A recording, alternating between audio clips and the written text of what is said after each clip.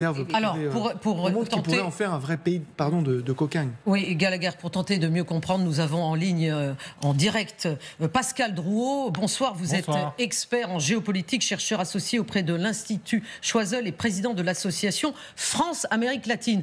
Alors, on sait que Vladimir Poutine vient de remercier le président, évidemment le nouveau président, enfin l'ancien nouveau président du Venezuela, Maduro, de le féliciter d'avoir prêté serment aujourd'hui.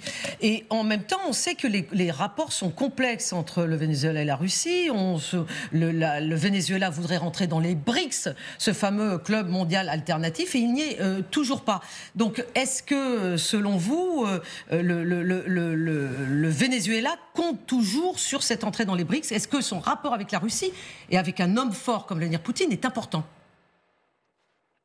Ce lien est évidemment extrêmement important, d'autant plus que le Venezuela devient une forme de satellite de la Russie, satellite du Sud global en Amérique latine. En effet, le Venezuela devait rentrer dans les BRICS, mais celui qui s'y est opposé, c'est Lula, le président du Brésil, voisin du Venezuela. Parce que le Venezuela, ce n'est pas n'importe quel pays en Amérique latine. C'est un pays, comme cela a été dit, où il y a des réserves de pétrole extrêmement importantes, les premières au monde, devant même l'Arabie saoudite. C'est un pays qui est membre de l'OPEP. Et évidemment, c'est depuis l'arrivée de Hugo Chavez en 99 et Nicolás Maduro qui a succédé à Chavez qui est décédé en 2013, c'est véritablement la tête de pont de ce Sud global qui entend dénoncer l'ordre international bâti sur les institutions nées de la Deuxième Guerre mondiale. Et c'est vrai que on l'a bien vu dans l'extrait que vous avez montré de la prestation de serment de Nicolás Maduro aujourd'hui, il y a véritablement une inversion des valeurs, une inversion de tout le schéma politique, démocratique. C'est vraiment l'idée d'un Venezuela qui s'oppose à un monde qui serait occidental, donc véritablement l'élément d'une oppression de ce qui pourrait être la liberté, et en l'occurrence la liberté bolivarienne, chaviste, révolutionnaire. Justement, c'est évidemment... Oui. Justement, la rue, on l'a vu à partir du mois de juillet. D'ailleurs, vous étiez ici en plateau pour en parler avec nous. Oui. La rue s'est énormément fait entendre au début. C'est-à-dire qu'on a vu des manifestations partout, notamment bien sûr dans la capitale Caracas, mais partout.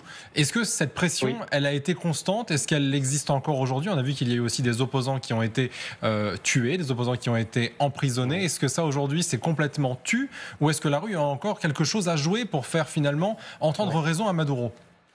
On a bien vu hier, notamment lorsque Maria Corina Machado, qui est la leader de vénézuélienne, s'opposant à Nicolás Maduro, que la rue, comme elle l'a indiqué, est aux mains de ceux qui ne veulent plus de ce régime. Ceci étant, Nicolás Maduro, c'est le coup de force permanent, il est puissant. Pourquoi? Parce qu'il détient à l'intérieur du Venezuela l'armée et les milices, ces fameux colectivos qui font régner depuis des années, depuis au moins 2018. Rappelez-vous déjà à l'époque de ces manifestations de masse et déjà de Juan Guaidó qui avait été autoproclamé et proclamé par le Parlement d'ailleurs président du Venezuela. Donc ce climat d'instabilité permanent règne depuis des années. N'oubliez pas que ce sont plus de 5 millions de Vénézuéliens qui ont quitté, sur une population de 29 aujourd'hui, qui ont quitté le Venezuela, avec évidemment des conséquences extrêmement importantes. Et je crois que ça aussi, c'est un élément nouveau et fondamental. Donald Trump arrive à la Maison-Blanche. Et il s'entoure, pour ce qui est de l'Amérique latine, de personnes qui connaissent l'Amérique latine, qui sont d'ailleurs toutes issues de Floride, que ce soit le secrétaire d'État Marco Rubio, l'envoyé pour l'Amérique latine, Mauricio Claver, ou Mike Watts, le conseiller pour la sécurité nationale. Donc il va y avoir un nouvel engagement américain des États-Unis en Amérique latine, qui en fait, Nicolás Maduro en a profité, a été le continent oublié ces dernières années des États-Unis. Mais alors justement, Pascal Drouot, on peut se demander si Maduro va être capable de réussir à faire lever les sanctions économiques pétrolières qui plombent complètement son économie, parce que c'est quand même ça la priorité pour lui.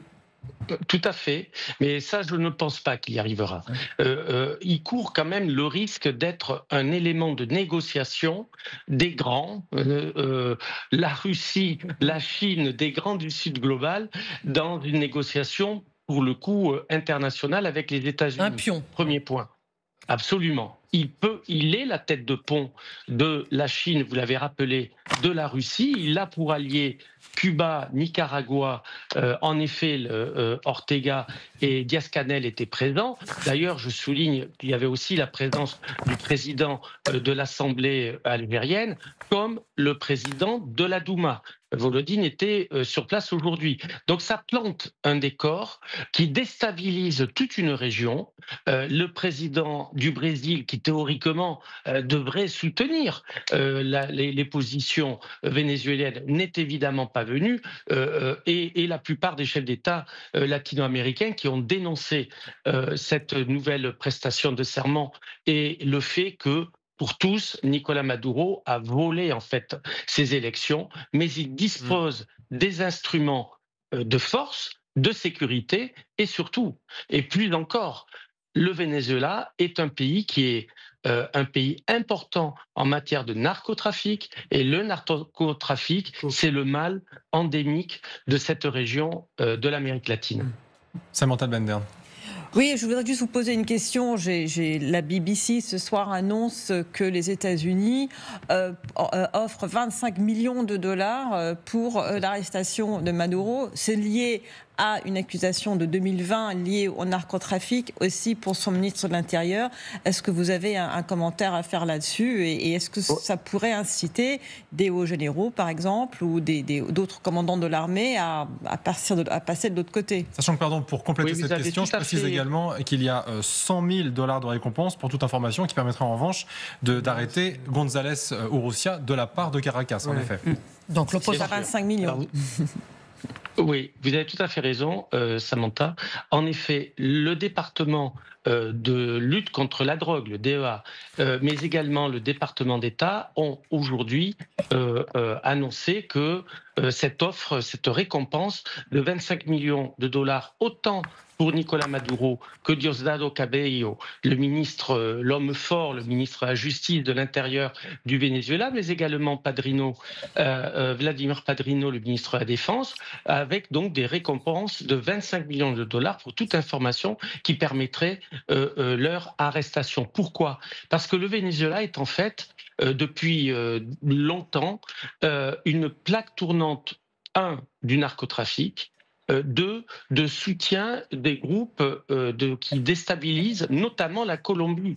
N'oublions pas la Colombie, n'oublions pas que ce qui se passe en ce moment à Caracas a des conséquences immédiates en Colombie. La stabilité au Venezuela, de la stabilité au Venezuela, dépend la paix de la Colombie, et évidemment avec en arrière-fond cette problématique stratégique en matière de sécurité. Vous avez bien rappelé que notamment Daniel Ortega, qui est vraiment le dictateur centra-américain, qui a totalement dévoyé ses propres idéaux, lui qui était l'homme des sandinistes dans les années 80, est un de ses meilleurs soutiens. Ils sont tous sous le parapluie russe, avec évidemment une coopération économique et des échanges commerciaux très puissants avec la Chine. Et c'est là peut-être qu'en effet Donald Trump, qui a fixé comme priorité en Amérique latine non seulement la problématique migratoire, mais surtout la lutte, l'arrêt de l'influence chinoise sur ce continent. Et je crois que c'est là que va se jouer